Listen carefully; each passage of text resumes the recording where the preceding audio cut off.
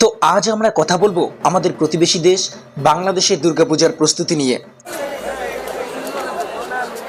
একদিকে ভক্তি আর আনন্দের প্রতীক এই উৎসব, কিন্তু অন্যদিকে আজ সেখানে রয়েছে ভয়, আতঙ্ক আর নির্যাতনের অন্ধকার ছায়া।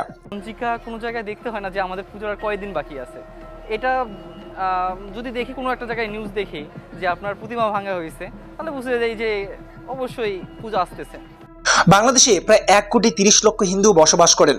তাদের জন্য দুর্গাপূজা কেবল ধর্মীয় উৎসব নয়, এটা তাদের সংস্কৃতি আর ঐতিহ্যের সবচেয়ে বড় প্রতীক। ঢাকা থেকে সিলেট, রাজশাহী থেকে চট্টগ্রাম, সমস্ত জায়গায় প্রতিমা গড়া হচ্ছে, প্যান্ডেল সাজানো হচ্ছে আর পূজার আয়োজন চলছে।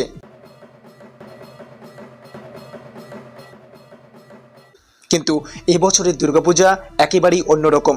শেখ হাসিনার সরকারের পতন আর তারপর থেকে শুরু হওয়া সাম্প্রদায়িক সহিংসতার ঢেউ হিন্দু সম্প্রদায়ের মনে প্রচণ্ড ভয় ঢুকিয়ে দিয়েছে।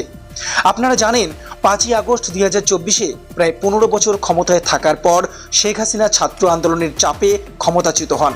তারপর নোবেল বিজয়ী মোহাম্মদ ইউনূসের নেতৃত্বে অন্তর্বর্তী সরকার ক্ষমতায় আসে। কিন্তু সরকার বদলানোর পরই হিন্দুদের জন্য শুরু হয় ভয়ঙ্কর এক অধ্যায়।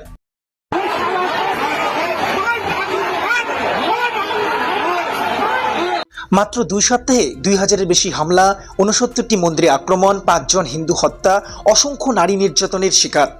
পাবনা, খুলনা, পুরনো ঢাকা প্রায় সর্বত্রই ঘটেছে ভাঙচুর, লুটপাট আর অগ্নিসংযোগ। এমনকি পুরনো ঢাকার একাধিক পূজা প্যান্ডেলে পেট্রোল বোমা পর্যন্ত মারা হয়েছে। আরও ভয়াবহ ঘটনা ঘটেছে। প্রধানমন্ত্রী নরেন্দ্র মোদীর দেওয়া কালীমায়ের মুকুট যশোরেশ্বরী মন্দির থেকে চুরি হয়ে গেছে। এমনকি ইসকনের সাধু চিন্ময় কৃষ্ণ দাসকে শুধুমাত্র ধর্মীয় পতাকা তোলার কারণে রাষ্ট্রদ্রোহ মামলায় গ্রেপ্তার করা হয়। এগুলো নিছক ঘটনাই নয়, বরং স্পষ্টভাবে দেখা যাচ্ছে ধর্মীয় স্বাধীনতার উপর একের পর এক আঘাত। অবস্থা এতটাই ভয়ঙ্কর যে বাংলাদেশি অভিনেত্রী এবং আওয়ামী লীগ নেত্রী রোকেয়া প্রাচী পর্যন্ত 15ই আগস্ট বঙ্গবন্ধু শেখ মুজিবুর রহমানকে শ্রদ্ধা জানাতে গিয়ে হামলার শিকার হন। তিনি পরিস্থিতিকে বলেছেন 1971 সালের থেকেও ভয়ঙ্কর।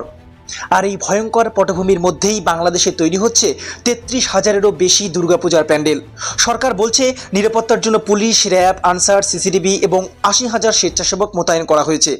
কিন্তু বাস্তব চিত্র হচ্ছে ভয় এখনো কাটেনি, আতঙ্ক এখনো বুক চেপে বসে আছে। তো বন্ধুরা, ভক্তি আর আনন্দের প্রতীক দুর্গাপূজা আজ বাংলাদেশে পরিণত হয়েছে ভয় আর লড়াইয়ের প্রতীকে। একদিকে প্রতিমার গড়ন, ঢাকের আওয়াজ, অন্যদিকে নির্যাতনের কান্না।